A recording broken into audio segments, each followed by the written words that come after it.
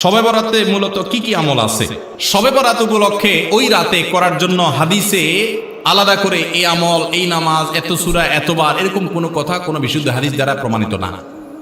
কিন্তু আমরা অনেকে মনে করি শবে বরাতের নামাজ এত রাকাত, প্রথম রাকাতে অমুক সূরা এতবার, দ্বিতীয় রাকাতে তমুক সূরা অতবার, এরকম একটা গদবাদা সিস্টেম আমরা অনেকে বানাই নিছি না? এগুলোর কথা কোনো হাদিস দ্বারা কিন্তু প্রমাণিত না। হাদিসের নামে, ইসলামের নাম মন গড়া কিছু করলে সেটা কিন্তু জায়েজ হবে না। তাহলে আমি কি করতে পারি? মধ্য শাবানের রাত, যেটাকে আমরা শবে বরাত বলি, এই রাতে আল্লাহ তাআলা বান্দাদেরকে সাধারণ ক্ষমা ঘোষণা করেন। এই রাতের একেবারে কোনো মর্যাদা নাই, ব্যাপারটা সেরকম না। মর্যাদা হলো যে আল্লাহ তাআলা বান্দাদেরকে সাধারণ ক্ষমা ঘোষণা করেন। তবে যার ভিতরে অন্যের প্রতি হিংসা আছে, শত্রুতা আছে, তাকে আল্লাহ মাফ করেন না। আর যে শিরকে লিপ্ত, আল্লাহ তাকে মাফ করেন না। আপনি মাজারে সিজদা করেন আর শবে বরাতে সারা রাত মসজিদে সিজদা করতেছেন আর কান্নাকাটি করতেছেন, লাভ নাই, কারণ আপনি শিরকে লিপ্ত। শবে বরাতের সাধারণ ক্ষমা বা মধ্য শাবানের রাতের সাধারণ ক্ষমার মধ্যে আপনি পড়বেন না।